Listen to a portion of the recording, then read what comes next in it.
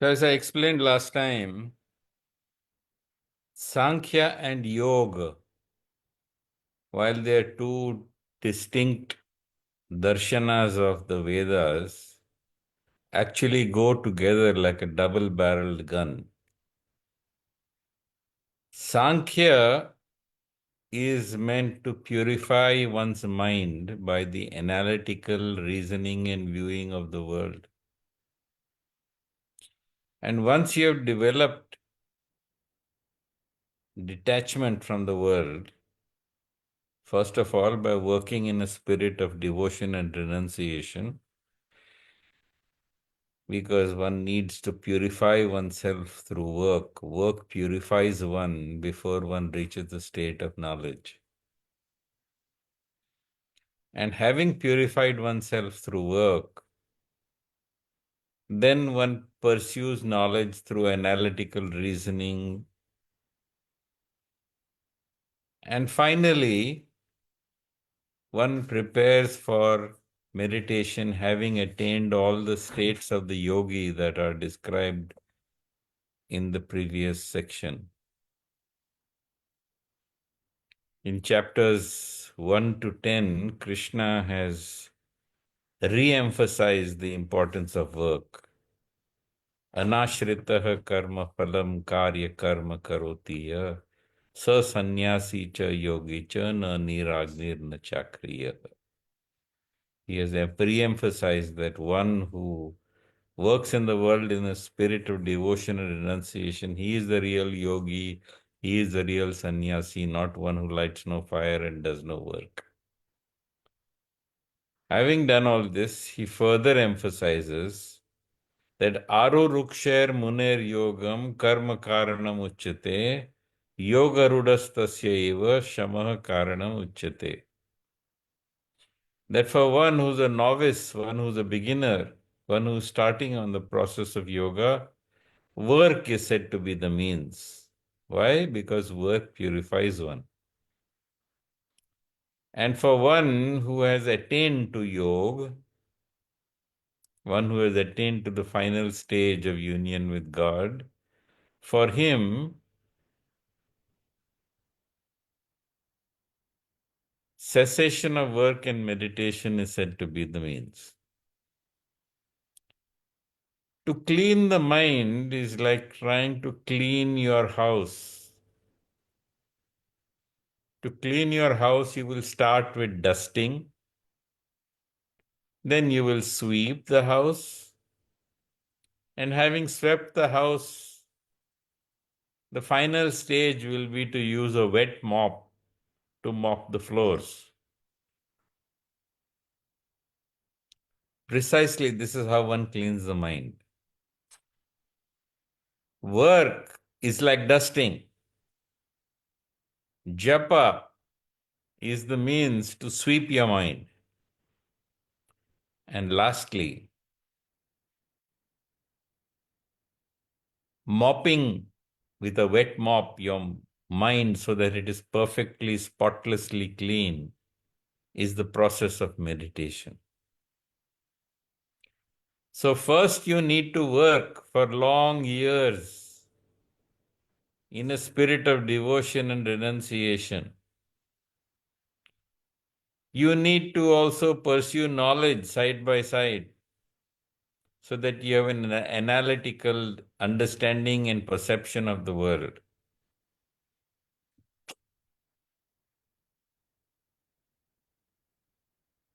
And having purified oneself and having attained to yoga, which is classified, as Krishna says, by one, being completely emotionally indifferent to a rock and a piece of gold, a rock and an ingot of gold, they both have equal value for the yogi.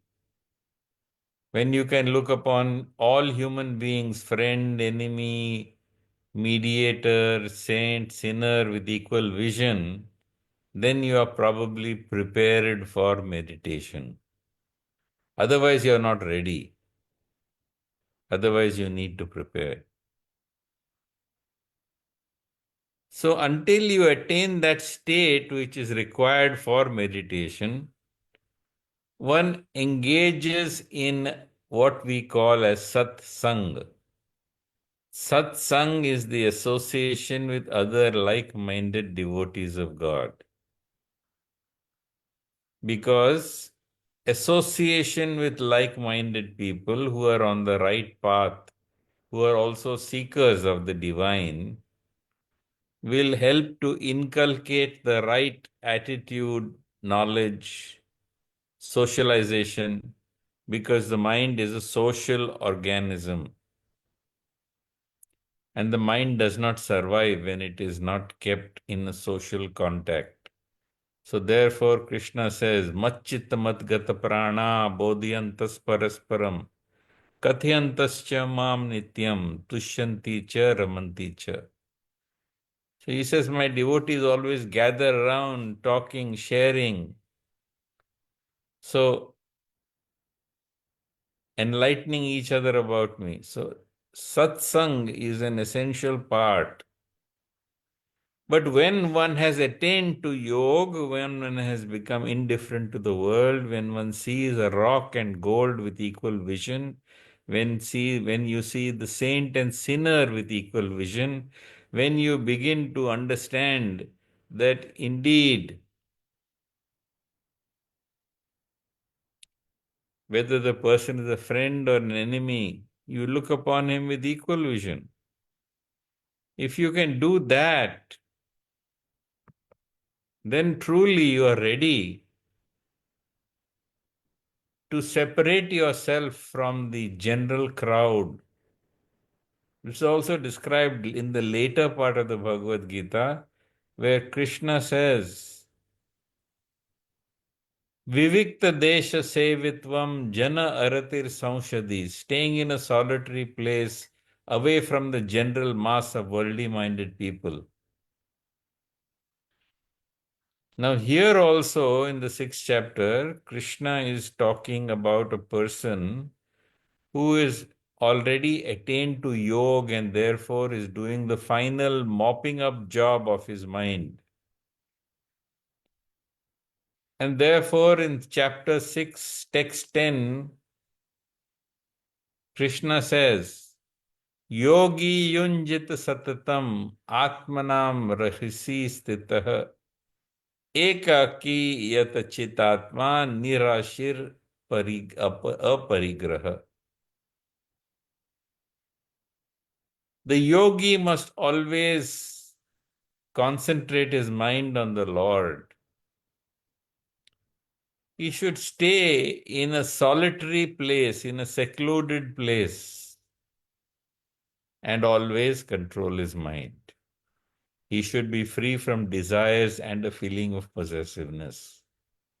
Now, this is very important because, see, in one part of the Bhagavad Gita, Krishna says you must have association with other devotees and you must have satsang.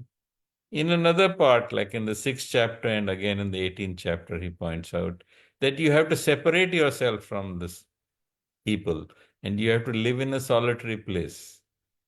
For those who have not attained to union with God, for them it is necessary to be associated with other devotees of God. For those who have attained union with God, for them it is necessary to separate themselves from the general mass of worldly minded people. And it's very important that besides, see, one thing you should understand, how does the sense of self form? Any social psychologist will explain to you that the sense of self, your ahankar, is formed by your association with other people. Your social contacts with other human beings creates your sense of self. Because of your relationships with other people, you are a son or a daughter, a husband or a wife, a brother or a sister, a father or a mother. So all this, you are a friend, you are a professional to your clients. So all this forms your sense of identity. But in truth, That sense of identity is an illusion, and you are nothing. And it is in the realization of your nothingness that you will attain salvation. So, in order to transcend the sense of ahankar or the sense of self, which indeed is formed by association with other people, you need to separate yourself from other worldly minded people. It's very important. See, there are three, if you study what causes an altered state of consciousness, you will understand that there are basically three things that create an altered state of consciousness. One is social isolation. Social isolation is that you keep yourself away from other people.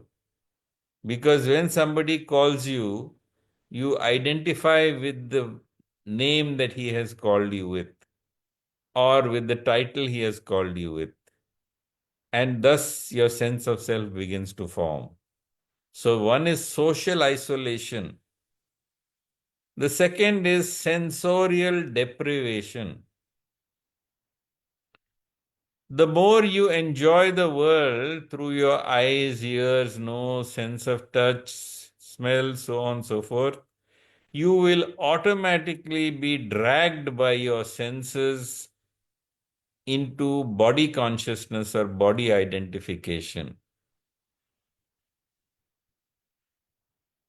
So, when you have attained to a state of yoga, you need to withdraw yourself from the common people, and you need also to sensorially deprive yourself. The more you pleasure yourself through your senses, the more you identify with body consciousness, and the more you are attracted to the world. So, number one, social isolation. Number two, sensorial deprivation. And number three, the more you eat,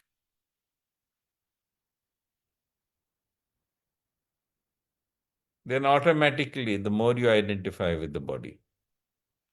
That's why you will see many people who have renounced the world and are in orange robes are often overweight, because having deprived the other senses, they tend to overeat. So it's necessary to have social isolation, sensorial deprivation, and caloric restriction. So here Krishna is explaining that you need to be socially isolated, and you need to be without desire and without any sense of possessiveness. When you see this nirashir aparigraha, the word nirashir means without desire. And it's important here, if you want to see as a comparison, you can go to 16.12. And in 16.12, he explains what happens if you are not nirashir. Asha pasha shatair vaddha काम क्रोध परायण ihante kama bhogartham anyenarth sanchayan. So, in the 16th chapter, 12th verse, he points out that asha pasha, your desires are the noose around your neck, and hundreds of these desires are hundreds of scaffolding, the noose that hangs you to the scaffold. And you're bound by lust and anger and driven by the gratification for the senses, acquiring wealth to expand your enjoyment by unjust means. So, you're going in the opposite direction in the 6th chapter. He's explaining that be nirashir, without desire for anything in the world, and aparigraha, be there without any sense of possessiveness.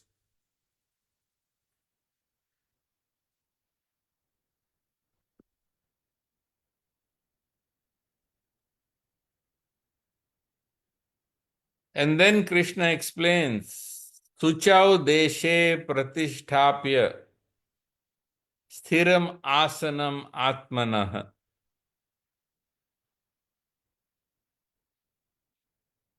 natya uchritam nati nicham chailagnya kushotaram तत्रैक ते तत्र एकाग्रम मनः कृत्वा यत चितेन्द्रिय क्रिय उपविशयने युञ्ज्यद् योगम आत्म विशुद्धये.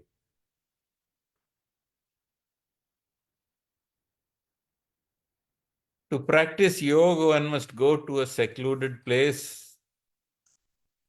You should lay kusha grass on the ground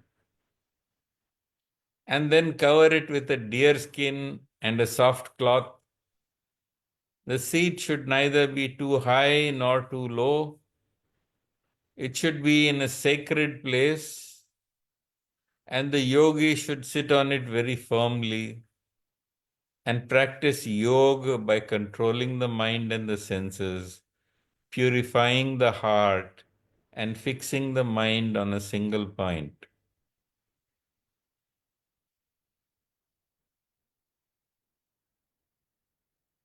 So, indeed, you need to go to a solitary place. You cannot, of course, meditate. Even if you have attained to yoga, you cannot meditate. If one child is crying in the cradle, if the other child is climbing on your back when you're sitting for meditation, and your husband is calling you from outside. Meditation requires isolation, social isolation. It requires sensorial deprivation, and it requires caloric restriction. It requires that you should be seated on an asana which is comfortable and secure.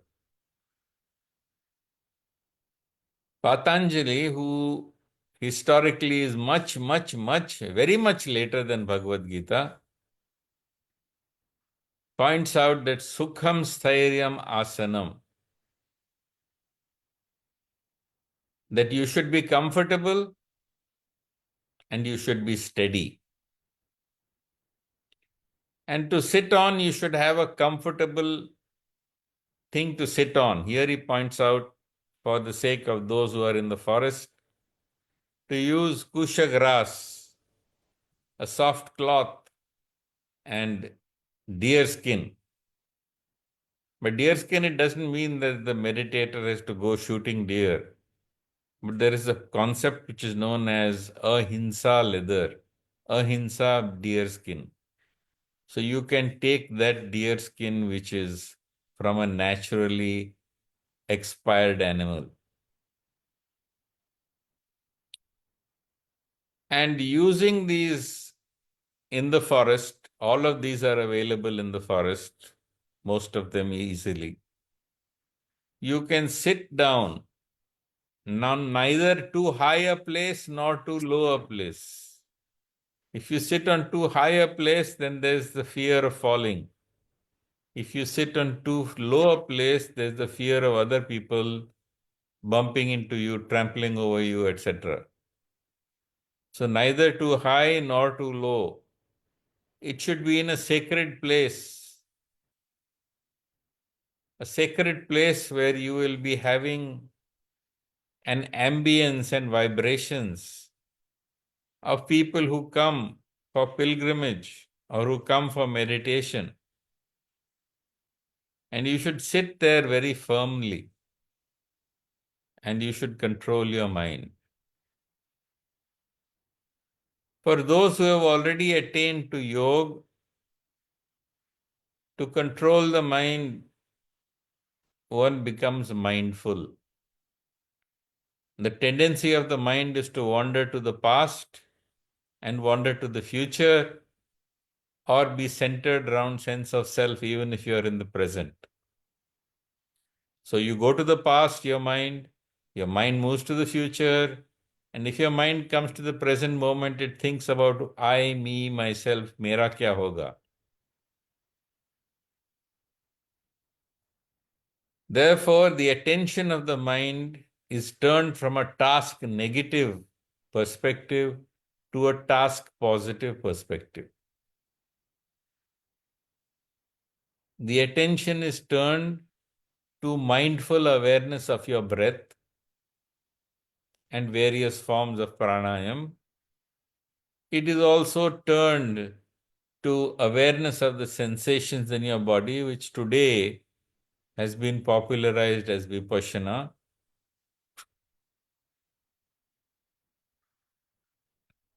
And seated in a solitary place and using various techniques to bring your mind to the present moment and extinguish the self, you then begin to focus the mind on God.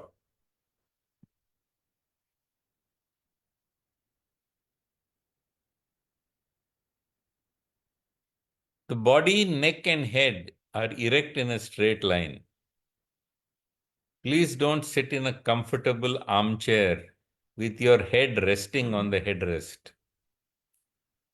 The moment your neck muscles relax, you go to sleep. But if you want to meditate, sleep is the enemy. So therefore, you have to prevent yourself from falling off to sleep. And one method is by sitting with your head and neck erect, unmoving, focused on your tip of your nose or the root of your nose. And with an unagitated mind, a silent mind, one should meditate upon the Lord in the heart and make him the ultimate goal of life.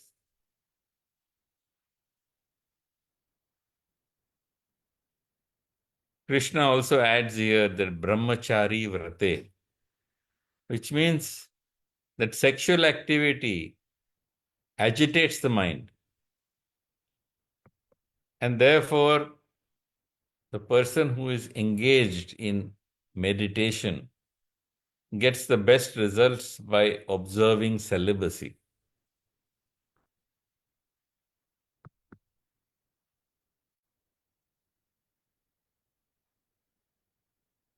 Yunjan eva sadatmanam yogi niyate manasa shantim nirvana paramam mat samstam adhigacchati. So practicing control of the sense of self, that is the body, mind, and activities, the mystic transcendentalist becomes united with the Lord by cessation of material existence. So indeed, in this way, the yogi controls himself and attains the state of cessation of material existence. The world does not exist for him.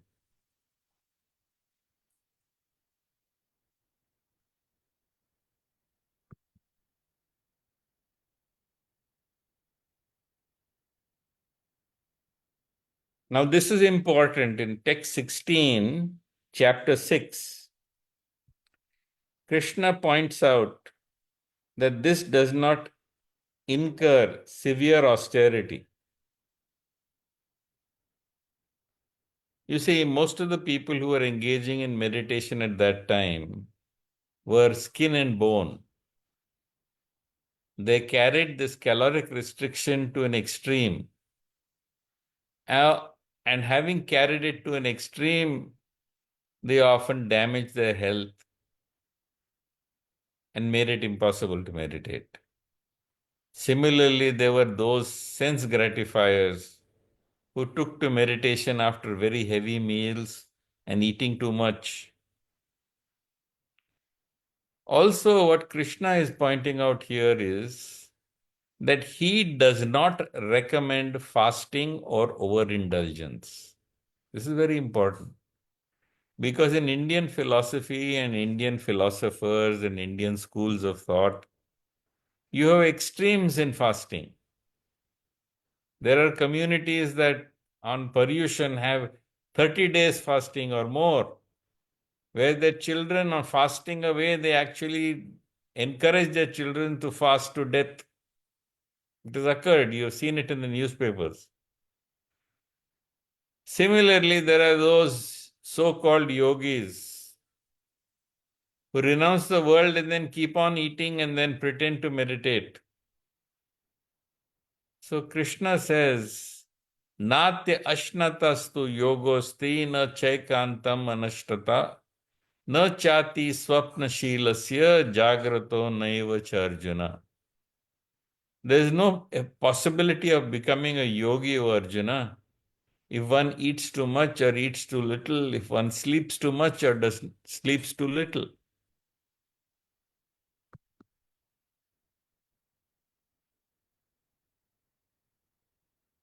But indeed, Krishna's path is the path of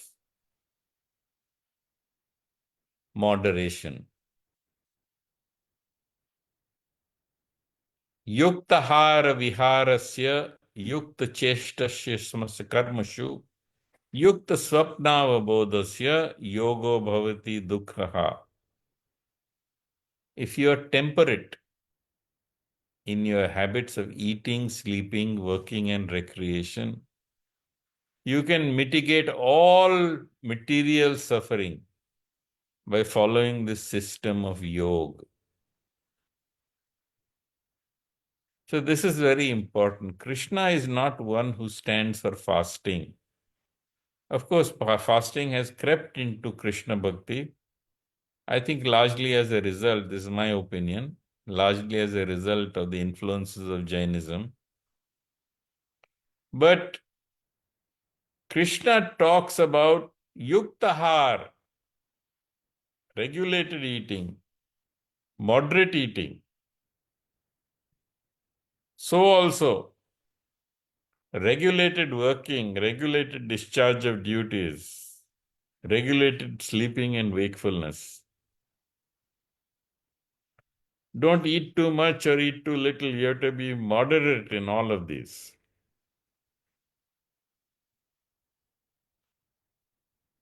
Yada viniyatam chittam atmanya eva tishtate nispraha sarvakamebhyo yukta iti uchyate tada. When the yogi, by practice of yoga, disciplines his mental activities and becomes situated in transcendence, devoid of all material desires, he is said to have attained to union with God.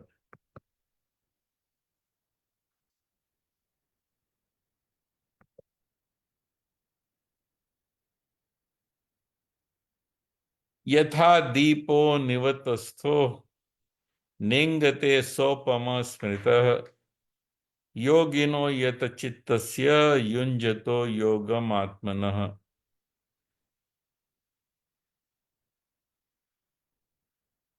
So Krishna is explaining that just as a lamp in a windless place does not waver, so the transcendentalist, the yogi, whose mind is controlled, remains steady in his meditation on the divine. His mind is completely silent. No past, no future, no thoughts of self.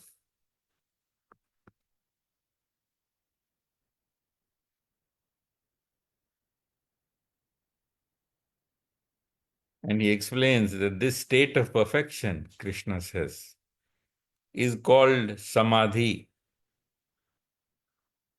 When one's mind is completely restrained from material mental activities by the practice of yoga,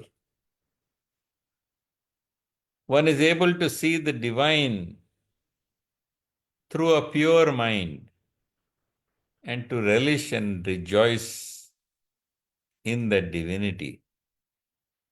In that joyous state, one is situated in transcendental peace and boundless peace, and thus he never departs from the truth.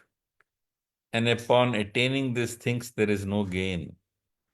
Being situated in this position, one is never shaken even in the midst of greatest difficulty. It is indeed actual freedom from all miseries arising from material contact.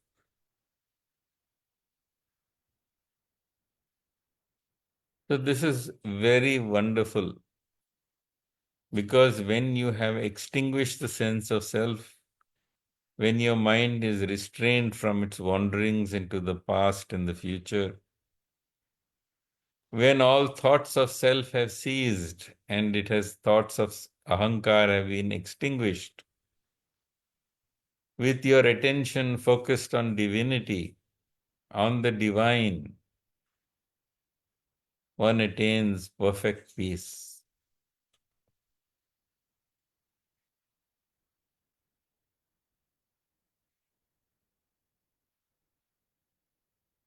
So,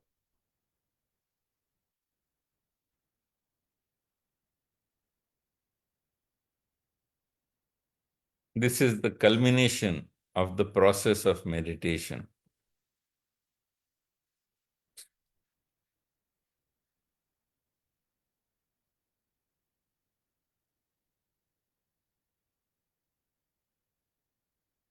So, to do this and to attain this state, Krishna points out, engage oneself in the practice of yoga with undeviating determination and faith. Abandon all your material desires, born out of your sense of self and false ego, and control all the senses on all sides by the mind.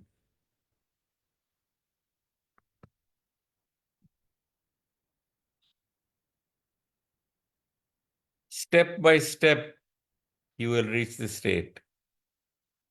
Step by step, you will attain trance, and your mind should be fixed on the Lord alone, and you should think of nothing else.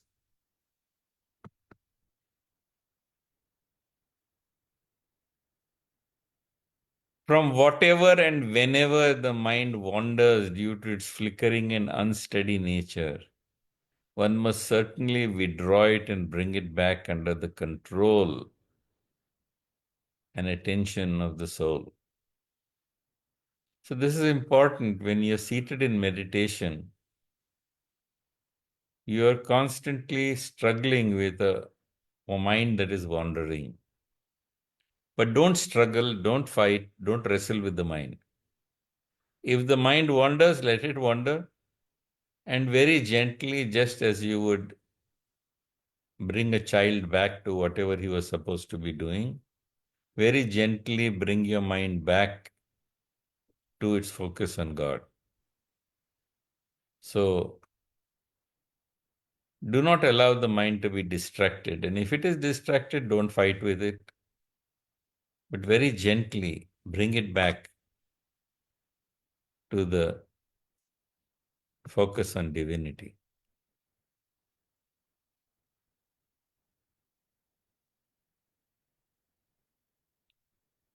Prashanta manasa hi enam yoginam sukham uttamam upayati shanta rajasam brahma bhutam akalmasam. So the yogi whose mind is fixed upon me, Krishna says, attains the highest state of being, highest peace. By virtue of his identity with Brahman, because he is one with me in spirit, an infinitesimal drop of the Supreme Lord, he is liberated. His mind is peaceful, the passions are quieted, and he is free from sin. In the Upanishads, it is pointed out that Pavakad Vispulinga, that from the fire sparks arise. And these sparks that arise, along with them, smoke also arises. So the fire is the divine, the God is God. And the flames are again divinity. The sparks are you and me. And the smoke is the Prakriti. Those of us who get entangled in the Prakriti, we are trapped by karma and worldly matters. And we are driven into cycles of suffering, birth, and death. And those sparks who are on the path of reunion, going back to the flames, they are on the path of yoga. And because their identity is also fire, they will go back into the fire and become free from sin.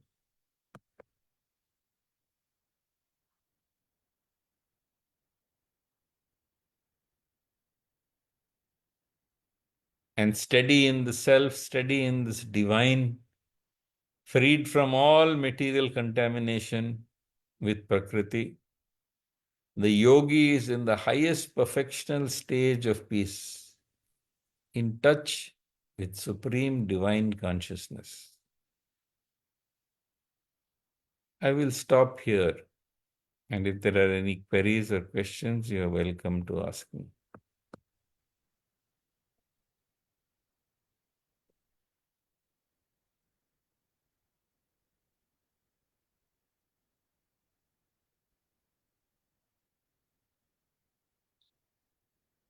Yes. Thank you, Shantanuji, for such an enlightening session today.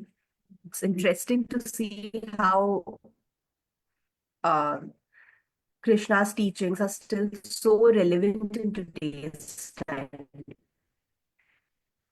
So, my first question is that how does Krishna describe the true Your voice meditator is not in the clear. Gita? Your voice is not clear. I think there's some disturbances there. Hello, Yeah. Tell me. Shantanuji? Yeah. Yes, my first question is how does Krishna describe a true. Describe.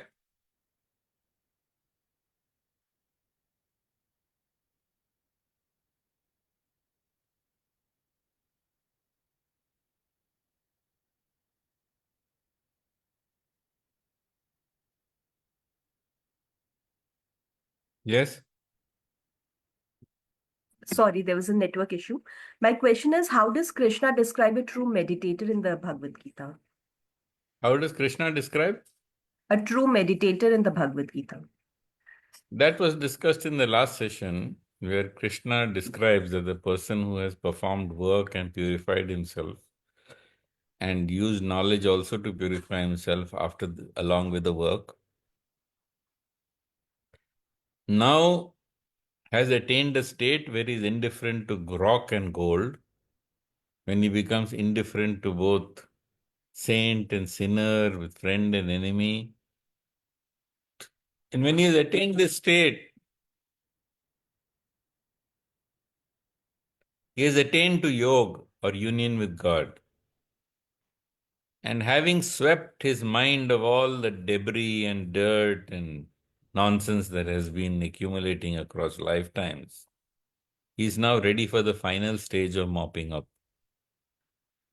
And that is why he now prepares to sit in meditation. Incidentally, for those who are seriously chanting God's name, you may note that if you have been chanting for an hour and a half or 2 hours, your mind is so totally cleansed that you can now sit in meditation and you will spontaneously go into meditation. If you have been chanting the name of God with attention, then after a period of chanting, I said 1.5 to 2 hours, your mind will spontaneously go into a state of meditation. You should try it.